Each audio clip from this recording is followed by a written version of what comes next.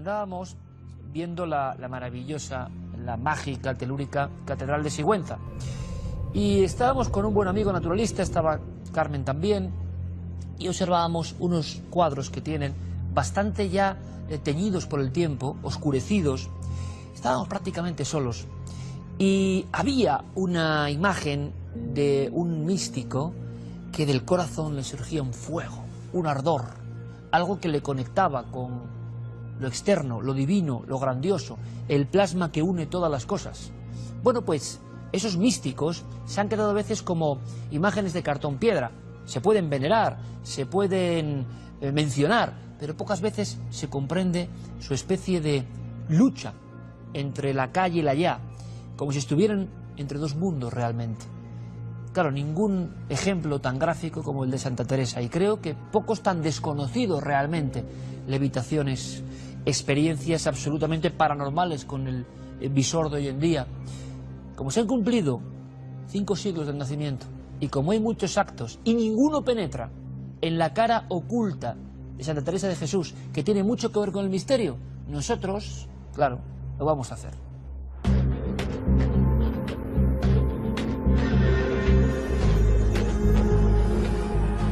Había algo en ella misterioso. Estaba o bien en contacto directo con el Santísimo, como entonces pensaban, o ella al menos creía que lo estaba y dotada de una aura absolutamente mesiánica. Ella destacó, y destacó porque si los otros en vida no fueron considerados realmente unos santos durante su vida, el caso de Teresa de Jesús sí.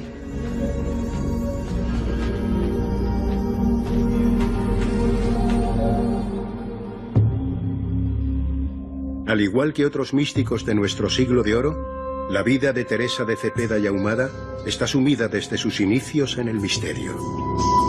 Su trayectoria en el escurridizo mundo de lo sobrenatural puede seguirse a través de sus cartas. En ellas descubrimos su relación con lo divino y también lo demoníaco. Incomprendida incluso por sus contemporáneos, fue precisamente la correspondencia con sus confesores lo que más problemas le acarreó con el Santo Oficio. En sus inexplicables textos, la Inquisición siempre vio una fuente de recelo y peligro herético. La criptografía está muy presente, sobre todo en la obra epistolar de Santa Teresa, fundamentalmente por la persecución que venía siguiendo por parte de la Inquisición. Incluso es interesante cómo ella es consciente que sus cartas pueden ser en algún momento filtradas a la Inquisición, y de ese modo crea, sobre todo con uno de sus últimos confesores, Jerónimo Gracián, concreta un lenguaje que ellos llaman el lenguaje convenido, que no deja de ser eso, una encriptación de sus cartas, duplicando los nombres de determinados personajes. Por ejemplo, los inquisidores son ángeles. Entonces es muy interesante que el contenido místico que se le atribuye a veces a sus cartas, en realidad es un contenido mucho más político. Al mismo tiempo, la escritura de sus cartas nos permite hacer un estudio grafopsicológico de su personalidad. Santa Teresa era una mujer con fuerte carácter y dotes muy marcadas para el liderazgo y la innovación. Una verdadera bomba de relojería en una sociedad clerical y absolutamente machista, como fue la del Renacimiento. El perfil psicológico de Teresa de Jesús se podría resumir con unos rasgos bastante fuertes, carácter fuerte en general, con en cierta forma salidas de tono, sobre todo con la gente más cercana a ella. Desde luego no dejaba a nadie indiferente, hasta el punto de que incluso algunos enemigos importantes dejaron de serlo cuando la conocieron. Convencía y seducía en las distancias cortas y luego escribía sin parar. Era una gran conocedora de hasta qué punto el convencer a alguien significaba, en cierta medida, atraerlo a su área de influencia, seducirlo y ponerlo de su parte.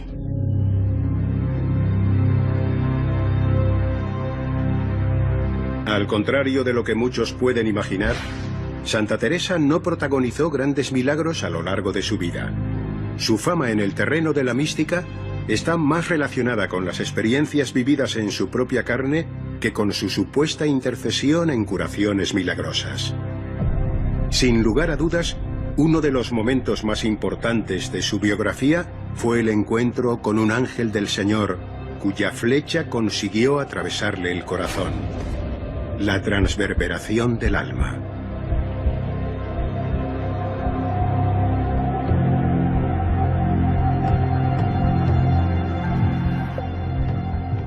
Hay un episodio muy interesante vinculado precisamente con sus reliquias, que es mundialmente conocida aquella escena en la que el ángel la clava el dardo en pleno corazón, aquella figura representada tan genialmente por Bernini. Ese episodio tiene su reflejo dentro del mundo de las reliquias precisamente a través del corazón, que es una de las reliquias que se conserva y que determinados investigadores quisieron ver dentro de esa reliquia un agujero que pudiese explicar aquel trance místico. Bueno, la verdad es que es un poco controvertido. Lo que sí es cierto es que pudo ser, o hay algunos historiadores que lo intentan explicar a través de alguna dolencia cardíaca.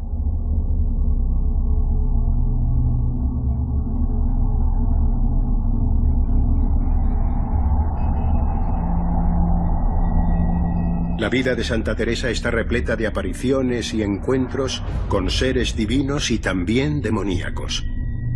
Sus visiones del infierno y de los demonios que lo habitaban en forma de seres grotescos y terroríficos generaron en ella un miedo constante a que la consideraran una alumbrada, una mujer herética, cuya verdad mesiánica nadie alcanzaba a comprender.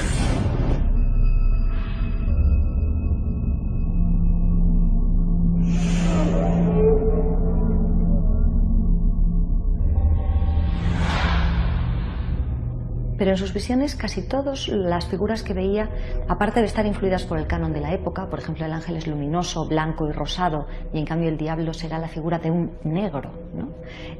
Todos tienen en característica el que son pequeños, el que no están exactamente a tamaño natural. Es como si estuviera haciendo referencia a otro tipo de avistamientos o a otro tipo de apariciones, en que habla casi de figurinas, ¿no? O si los estuviera viendo a través de un túnel, demasiado en la lejanía, aunque ya lo estuviera cerca.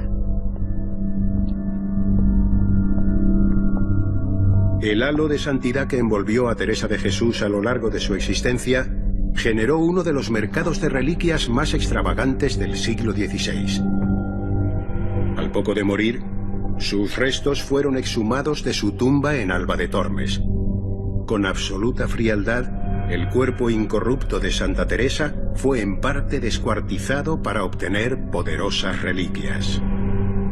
A los 9 o 10 meses de morir, ella murió en octubre de 1582, pues en el verano del año siguiente, a 1 de julio, fueron allí diferentes autoridades a Alba de Tormes, donde estaba enterrada, a certificar esos comentarios que habían llegado de que exhalaba un olor perfumado, agradable, diferente, y fue cuando efectivamente se confirmó de que su cuerpo estaba incorrupto. Por lo tanto, eso ya era un signo de santidad para la Iglesia. Poco a poco su cuerpo fue desmembrado, primero con la mano izquierda, con un dedo meñique, posteriormente se le arrancó el pie derecho, la mandíbula superior, el corazón. Santa Teresa de Jesús no fue una más entre los místicos del siglo de oro español. Su profunda huella ha sobrepasado la delgada línea del tiempo delimitada por la historia. Prueba de ello es que hoy, 5 siglos después de su nacimiento, seguimos hablando de ella con asombro y admiración.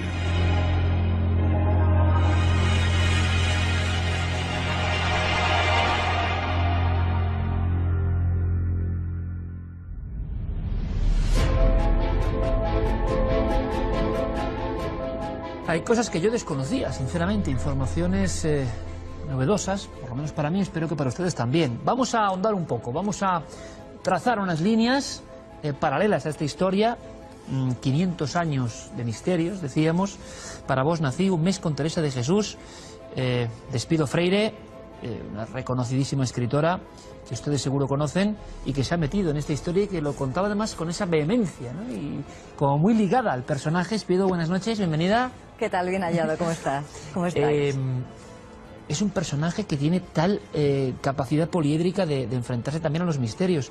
Yo decía que cuando tú describes el tipo de apariciones que ella ve, yo eso, por ejemplo, nunca lo había. Eso es por un estudio y por meterse en los documentos a fondo, me imagino, ¿no? Yo creo que la vehemencia de la que hablas tiene que ver con que, aunque yo propongo al lector un mes, con Teresa de Jesús son ya muchos años, realmente desde que era una niña que entablé el contacto.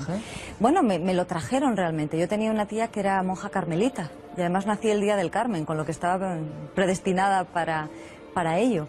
Pero en el momento en el que lees con una atención sosegada lo que ella, no tanto lo que está diciendo, sino lo que quiere decir, es muy curioso cómo se vuelve a reinterpretar el mensaje a todos los niveles, al literario, el que tiene que ver con la evolución espiritual, el del misterio, absolutamente todos se coordinan para dar una imagen, como tú decías, poliédrica, muy distinta de una mujer a la que generalmente colocamos solo bajo una etiqueta. Claro, que pasa con muchos grandes personajes de la historia, ¿no? Y sin embargo hay áreas que han permanecido ensombrecidas. Precisamente, como es este programa y los encuentros con el misterio nos llaman tanto la atención, veía eso Santa Teresa, una serie de personajes como en la lejanía, decía esto, a través de un túnel. Me ha gustado mucho esa descripción. ¿Qué sabemos de esos encuentros? Sabemos muy poco. Sabemos que ella creía que eran ciertos.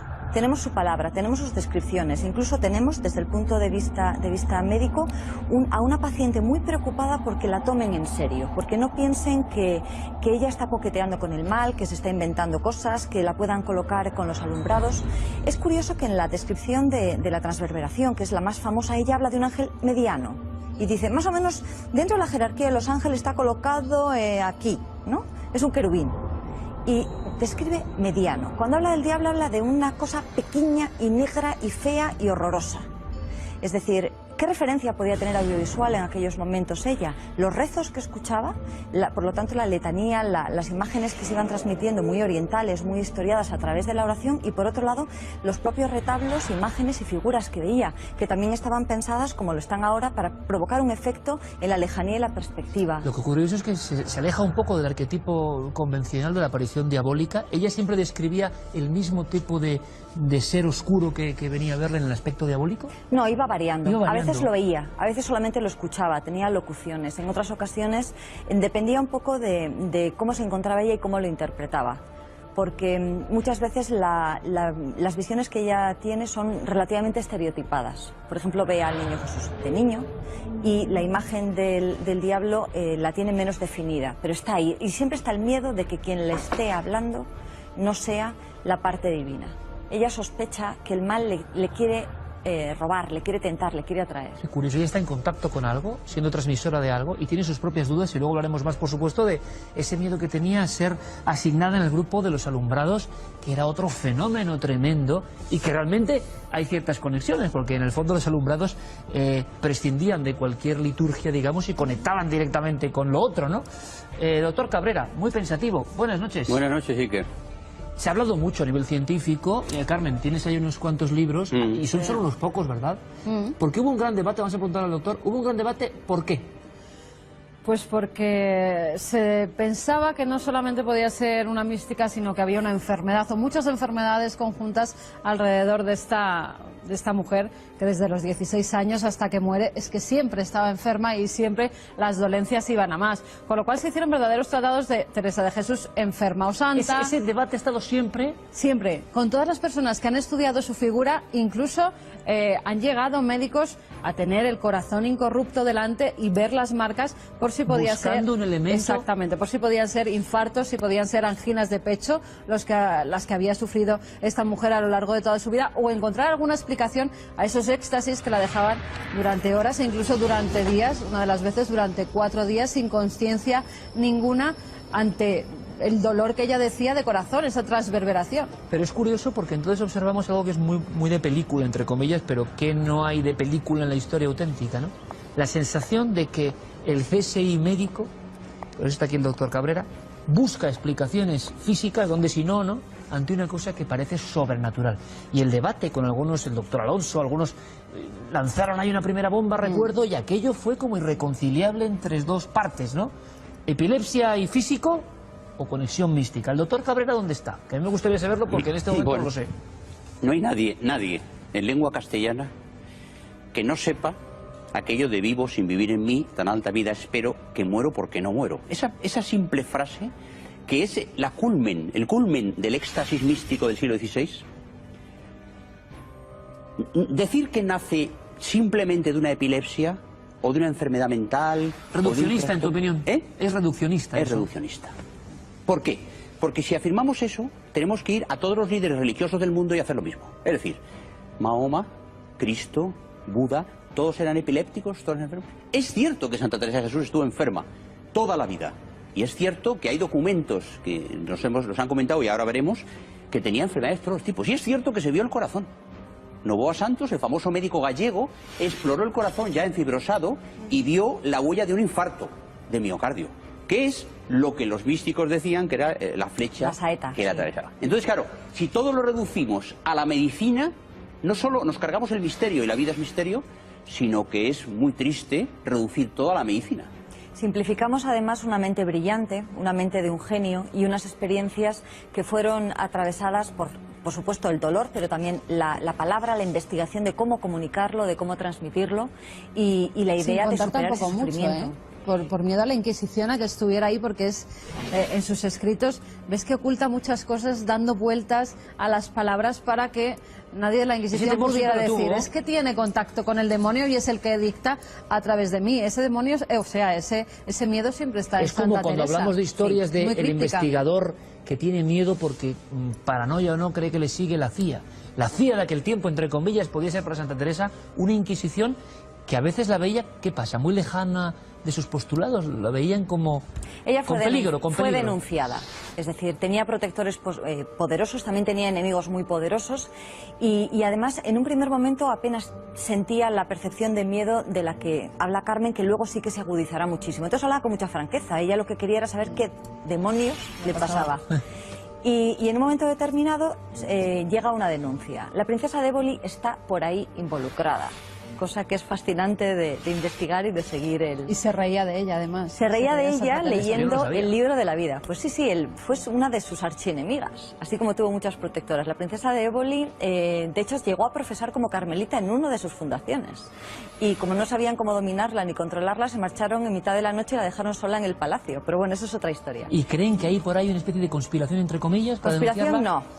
De una forma muy abierta y empleando sus influencias, la princesa de Éboli fue clave en que la Inquisición se fijara en ella. Aprovechó además la denuncia de una monja sevillana que estaba descontenta con el trato que había recibido en una de las dos fundaciones de Teresa de Jesús y la acusaron de varios pecados graves, entre ellos el pecado carnal, con uno de sus confesores. Ella se defendió, lo hizo tan bien que la propia Inquisición decidió que no había caso allí, pero corría peligro de muerte. Se tuvo que ser una defensa extraordinaria como gran comunicadora, sí. ¿no? Sí, la palabra era algo que para ella no tenía demasiados secretos. Todos están de acuerdo en que era una gran oradora y en que escuchaba particularmente bien, cosa que no siempre los grandes oradores saben hacer. Entonces, de una forma o de otra, también fue una gran lectora de libros de caballería. Toda su vida estuvo dominada por el afán de leer, que me devuelvan mis libros, pidió cuando se los quitó la Inquisición. Todo ese destino y esa enseñanza de la palabra le permitió en un momento determinado defenderse, pero también fue lo que le llevó a ser acusada. Sí, qué bonita historia de todas formas. Por cierto, Iker, ahora que está diciendo, pido eso, hay que tener en cuenta que Santa Teresa, que leyó mucho, no tenía una estructura docente organizada. Era no era una mujer, correcto. Es decir, ella no tenía una estructura de conocimientos del griego, latín, teología. Era mujer, para empezar, no solamente era autodidacta, es que era... Correcto. Y sin embargo, las poesías de ella hoy te hacen temblar. Y hay algunas poesías de ella que están calcadas de himnos al sol de Akenatón. Y Santa Teresa no tenía ni idea de lo que era la poesía de hace 5.000 años. O sea, una sensibilidad extrema. Como si la mística fuera algo que uniera a distintas religiones de distintas historias del mundo. Así es. La mística, de hecho, salta por encima de muchas divisiones teóricas, para llegar realmente a la comunión, al éxtasis, a esto que ella intenta describir constantemente. Ella tiene esa necesidad de comunicar, de emplear la fuerza de la transmisión, y lo consigue. Pero hay luego una serie de fenómenos que son los que hacen que surge ese debate, ciencia, fe, vamos a llamarlo así. ¿Qué fenómenos destacaríamos desde el punto de vista de la investigación a posteriori que pueden llamar la atención, por increíbles o no, que se contaron en torno a Teresa? Por increíbles, porque tú lo has dicho, las levitaciones, por ejemplo, que además sufría no solamente ella sola cuando se encerraba en su celda, sino que cuando estaban orando en el refectorio con las demás monjas, algunas de ellas incluso decían que las tenían que sujetar de los pies para que no se elevara tanto. ¿Esto era metafórico o realmente creían en el espíritu que creía que pasaba? Como metafórico, o sea, los confesores y las monjas que estaban profesando con ella no lo dan como metafórico, literalmente aseguran que tenían que agarrarla de los pies para que esa mujer no se elevara tanto. ¿Tú dices que creía realmente eso? Hay que tener en cuenta que mi perspectiva es la de una agnóstica. Por lo tanto, yo creo en una sinceridad de ella muy evidente, pero también creo en una interpretación de lo que le estaba pasando un poco extraña. Pero desde el conocimiento de que ella realmente asumía como verdad lo que le estaba ocurriendo. Desde la convicción de que ella era especial, incluso de que era única. Lo que estaba comentando Carmen, por ejemplo, le pasó una vez friendo una sartén.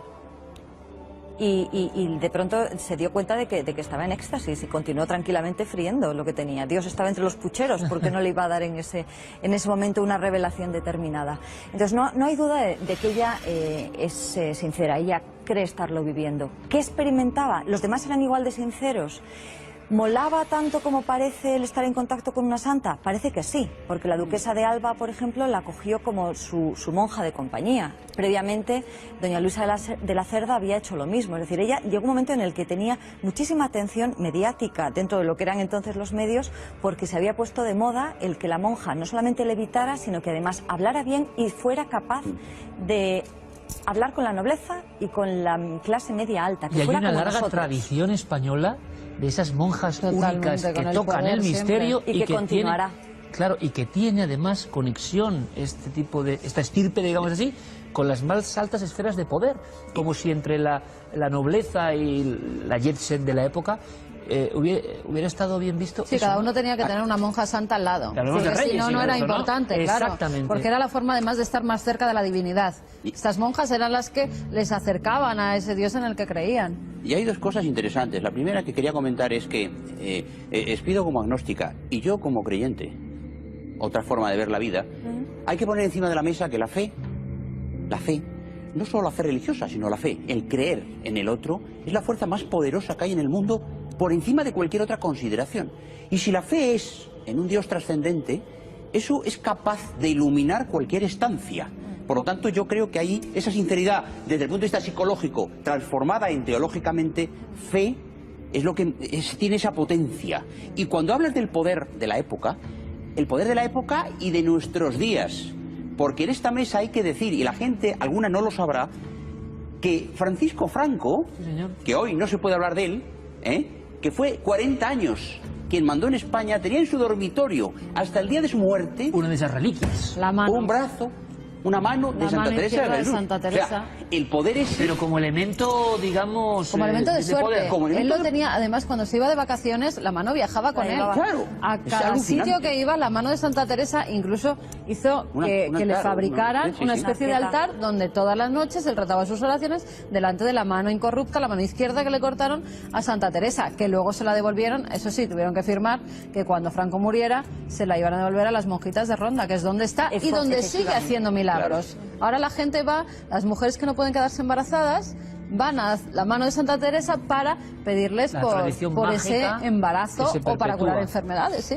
Otro fenómeno que llama la atención, aparte de la levitación, digo de fenómenos increíbles y que se cuentan como realidades en la vida de Santa Teresa para luego dar un posible diagnóstico, si es así, médico o no. Bueno, porque de no las llega. levitaciones incluso se intentó dar un diagnóstico médico que era un estado tal de los músculos que incluso podía elevarse de la rigidez que sostenían estos músculos. Yo no sé hasta Bueno, qué punto pero- eso se puede sostener o no. Vamos a ver. Insostenible, Si un imagino. músculo entra en catatonía, es decir, en tal, puede ponerse de pie como una bailarina, pero no puede elevarse en el Claro. aire por la tensión, porque la fuerza de la gravedad, que es O sea, una que ley es- de la naturaleza, lo impediría. Otra Claro, cuestión pero es... eso, vestida con los hábitos, subir Hombre, a claro, no sé cuántos, los la visión hábitos que, tenía que que ocultan ser. los pies, pues igual al ocultar Claro. los pies, esa sensación de alargamiento del cuerpo en la contractura muscular podría dar la sensación a las monjas que estaban con ella que levitaba. Que levitaba. Decía Espido, voces demoníacas también, y Voces angelicales. y visiones. Hay una visión del infierno que a ella la deja además muy trastocada, porque dice que todos los pesares que ha tenido a lo largo de su vida de enfermedades, de estar 4 días que la daban ya por muerta, de llevarla a una curandera, su padre, para que intentara sanar esas enfermedades, que no eran nada con lo que había visto en ese túnel que parecía una especie de pasillo grande que tenía unas cavidades en los lados y donde ella misma se veía ahí metida.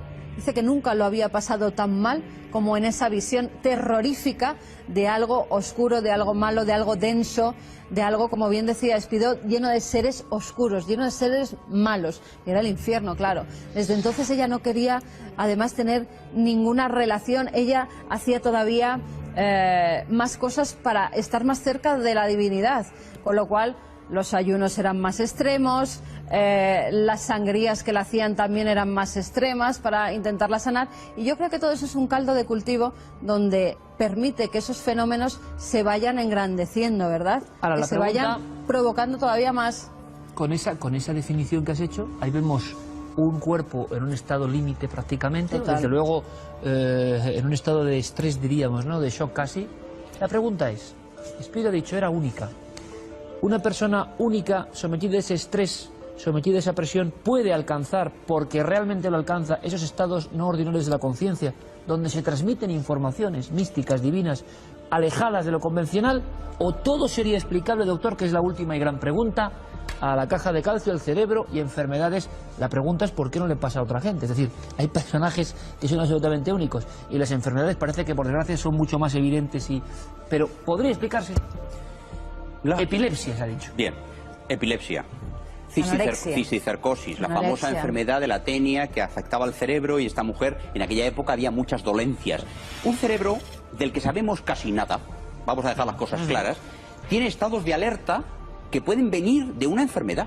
Es decir, yo he conocido epilepsias temporales a las cuales cuando les he puesto tratamiento, ellos mismos nos han dicho, doctor, usted me ha curado, pero me ha hecho el ser Una más triste faena. del mundo. Porque me ha quitado una ventana que yo tenía, un mundo que no tenía cuando yo tenía mis crisis epilépticas. Por lo tanto, la epilepsia es una ventana abierta a una percepción que no tenemos los normales, entre comillas. ¿Por qué no? En la epilepsia se potencian áreas del cerebro que están dormidas. Ahora bien, que todo sea explicable patológicamente, se me hace muy duro pensar que todo tenga que tener una explicación patológica. ¿Tú crees que no en el caso? Yo creo que no. Podríamos terminar, son apuntes, ¿no? 500 años de misterio. Yo lo que espero sobre todo con esta cuestión fenomenológica y esta cuestión humana única y esta cuestión médica, que ahora ustedes, si quieren, se acerquen a un personaje que yo creo que muchas veces, sobre todo para la gente joven, ¿no? Los personajes se han quedado a veces tan acartonados, tan presentados desde una lejanía absoluta, que luego cuando uno entra en las tramas, en las subhistorias, en lo que pasaba, se convierte en...